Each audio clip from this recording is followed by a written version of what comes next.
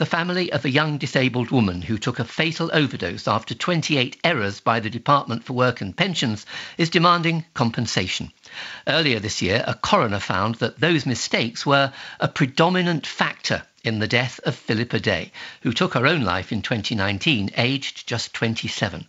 One of her many stressful dealings with the department was claiming a benefit called PIP, Personal Independence Payment.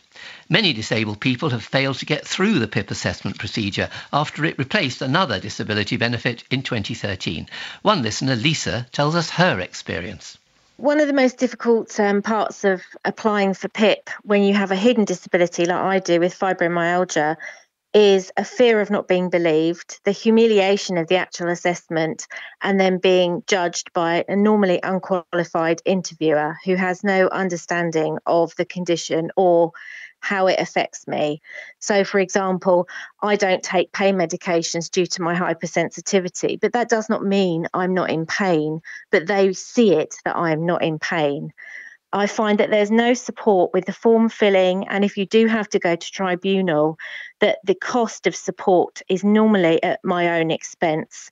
I know someone that's waited 2.5 years for their payment. Losing benefit causes more issues because people don't account for pain management with certain disabilities like mine. So, for example, the more help I get, the better I do. The better I do, the less benefit I get. The less benefit I get, the worse I do. So it's a vicious cycle. Well, listening to that is Daphne Hall. She's the Vice Chair of the National Association of Welfare Rights Advisors and was herself a benefits advisor for many years. Daphne Hall, why is the assessment process so hard for disabled people? I think Lisa just picked on it there. It's the healthcare assessment that's particularly difficult. I mean, it starts with the form, and it's a very negative experience filling in the form, the things you have difficulty doing or can't do. But then you have to go to this healthcare assessment with somebody you've never met before, often quite a difficult journey to get there. You get maybe 30 minutes, 45 minutes to try and express everything you need to, which is very difficult. And then what typically happens, often happens, is you get a report back saying that you haven't scored enough points. Then you have to challenge it, and the whole process can take a really, really long time. As Lisa said, you feel like you're not believed. It's a humiliating process. Yes, I've had a lot of tweets along those lines, I must say, since we said we were doing this story. But Lisa said there the assessors were not qualified. Is that true? No, they are qualified. They're typically nurses, physios or occupational therapists, very occasionally a doctor, but not usually. But they're not qualified necessarily in the difficulties that people have. So they may not have had psychiatric training, for example. They may be general nurses rather than psychiatric nurses, so won't be specifically qualified for mental health problems. They may not be familiar with the particular conditions that the person is presenting with. So this is why people feel they're not qualified. They mean they're not adequately or appropriately qualified. A lot of people, though, do get PIP, don't they? Over 2.6 million. So the process is working for many people. Who are the ones with the problems?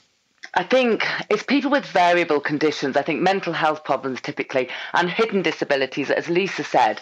You might look perfectly okay, but the person can't see what's going on inside. And that things like having to pace yourself. They'll say, oh, well, you can do it. Well, maybe you can, but the next 6 days will be laid up as a result of having pushed yourself too hard. So these variable and hidden conditions and mental health conditions, I think, are particularly difficult. Does the fear of the process put people off claiming? Oh, definitely. I've had people go, I just can't face it, or they've tried before and say, I'm not going through that again. It was just too much. Or they don't get awarded and say, I'm not challenging. I'm just going to give up. I'd rather manage without money than go through that process. Yes, and again, I've had tweets along those lines. I'm genuinely terrified. One person tweeted of how humiliating and degrading the process was for me. I'd never go through it again.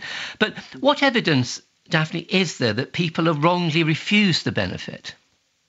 Well, I think just by looking at the statistics, I mean, the success rate at appeals is about 70-80%.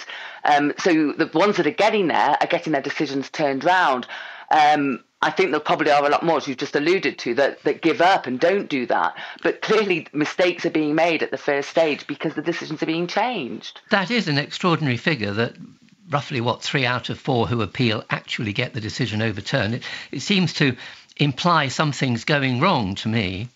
Yeah, definitely. And what's your advice then to people preparing for it, people listening who might be having to face this, because a lot of people are being put on this benefit, aren't they? What's your advice to them?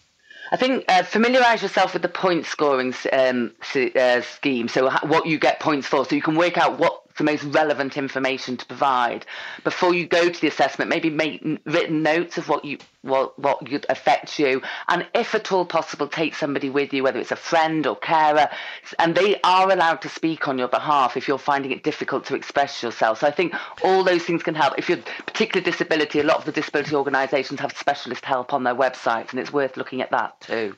Stay with us, Daphne, but in Scotland, they are planning to change these procedures, and Dr. Jim McCormick is listening to that. He's chair of the Disability and Carers Benefits Advisory Group, which advises the Scottish Government about social security issues. Dr. McCormick, why is the Scottish Government planning to replace PIP and its assessment process? This is a major new area for Scotland in terms of the evolution of social security, focused very firmly on these big disability and carer benefits. And the biggest change we're going to see from next year is not so much in the descriptors or the payment rates to start with, but in the experience that applicants have. We've already heard about the fear and anxiety that disabled people face. We've heard about the take-up rate being well below what it could be. And so to change that, to change the involvement of people in designing the system, and to make sure the rules are clear, for example, about supporting information and how to gather it, is the single biggest thing we can shift to begin with. Yeah, so how will it be different? If somebody makes a claim, what difference will they see from next spring when you introduce this?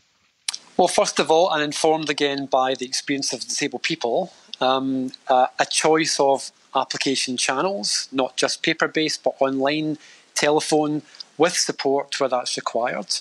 And then what will be different is moving to a system where the agency in Scotland, the new agency, will assist you to gather the relevant supporting information if that's your choice. So instead of second guessing with bags full of bits of paper and medical statements, being supported to find the most relevant bit of information to support your application. And what about the assessment? Because one of the complaints about the present system is that they are qualified, but they're not completely qualified. They may not be relevantly, appropriately qualified. Will you be outsourcing that as they do at the moment? No, the assessment service will be delivered by the public service. There will be case managers, there will be qualified assessors who will be drawn from a pool of health and care professionals. There'll be more specialism in the system for some of the conditions that are less easy, less straightforward to assess. And I think the way of doing that is by moving resources upstream to try and get decisions right first time, and having much less reliance and much less need for face-to-face assessments, which default currently. And Daphne Hall, who's still listening, I hope, briefly, do you think that approach will solve many of the problems you see? I think it'll make a huge improvement. Yeah, using evidence from people that know you and prioritising that rather than a face-to-face assessment is bound to give better evidence and able to more accurate decisions first time. So I definitely think that's a really good step by Scotland. Daphne Hall and Jim McCormick in Scotland, thank you very much for talking to us. The Department for Work and Pensions told Moneybox the PIP assessment process is carried out by experienced health professionals and considers how people are affected by their disability rather than just disability itself.